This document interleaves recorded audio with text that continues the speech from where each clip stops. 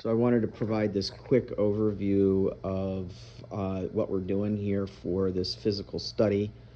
And now I have the rig set up correctly. We ordered the correct antenna, which is basically sitting in this bucket of concrete attached to this 35-foot flagpole, telescopic, and the antenna goes up into the ceiling area because it's what's called a high gain antenna.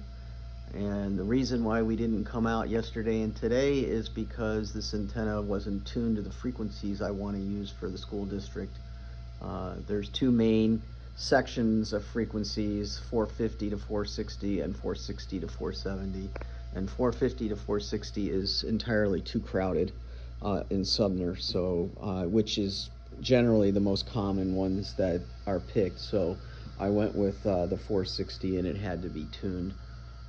Have a tuned antenna to it. Some antennas basically are broader, but for transportation you want it highly tuned and specific, as close as possible to what you need.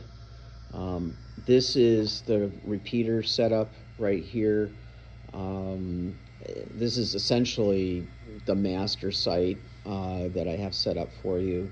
Has a UHF repeater in it, running link capacity plus. It has a 50 amp hour lithium battery, which is the same as a 100 amp hour battery, so it'll run about 4 or 5 hours in the back of the truck. And I have a small switch. This one has a small duplexer. Your stuff will be way more fancy. But this is good enough to get decent measurements, because if it works well with this, it's going to be 15 to 20% better with the more expensive, what they call combining equipment. It has a lot more filtering and a lot more, tuning exactly to what you need.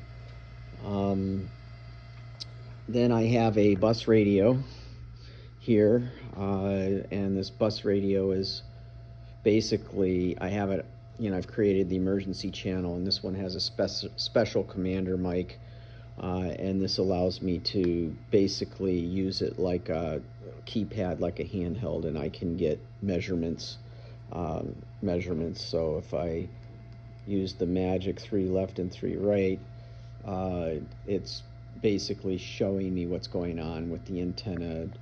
Is it receiving noise? Looks like it's receiving a little noise right now, probably from the pulses here of the link capacity plus.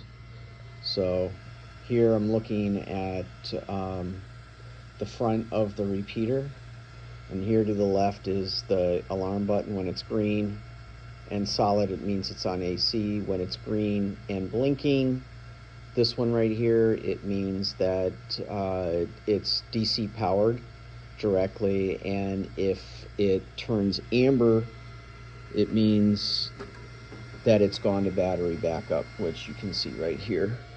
And that's what we want. We want it to basically be able to work exactly the same way here in the test as it would in your scenario.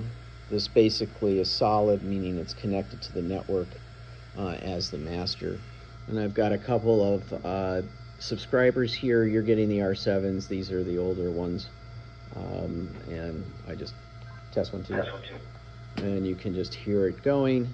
And then over here is the most important part of the physical study, which are these readings that we're getting on the laptop right here, which tell me, it's hard to see, but these RSSI are these basically indicators of power. That's the receive power that you're getting. Those numbers are really important, and the higher the number, the better it is. They're negative numbers. You need about neg 90 to neg 95 in order for it to be considered a 4 or 5 bar. And it's logarithmic, so negative 33 basically means, I don't know, sometimes like 100,000 times more signal needed than what you would for clear communication. And so basically what we're trying to do when we're doing the physical study is run around and make sure that these numbers, basically, I like to see them with UHF in the 80s. 90s sometimes, you know, if you're stationary, the 90s are fine. But if you're running in a bus, you know, mid 80s is where I like to see it. An occasional 90 or 90 is fine, but not at the tip of the bell curve. And this is what basically makes what we do here at PSI different than anybody else, because they try to use computer simulation to figure this part of it out. And, you know, you can just never beat a you know, a real world test, because they don't take in a lot of factors like interference, the types of antenna that you're actually using, you know, terrain and all these things. The models are okay, you know, as an after proof, but they're certainly not okay to do the initial design. I found that they never really match up to what the real world says is going to happen. They're generally a little too generous in that department. So anyway, that's the setup, and when I get back, I'm heading to Europe with my wife, who's European. We're going to go see her folks, and when I get back, we'll do this test and proof that design that I had set out. And once that design's proofed, then you know, we'll start basically putting the whole system together and benching it here. Thanks for your time. Bye-bye.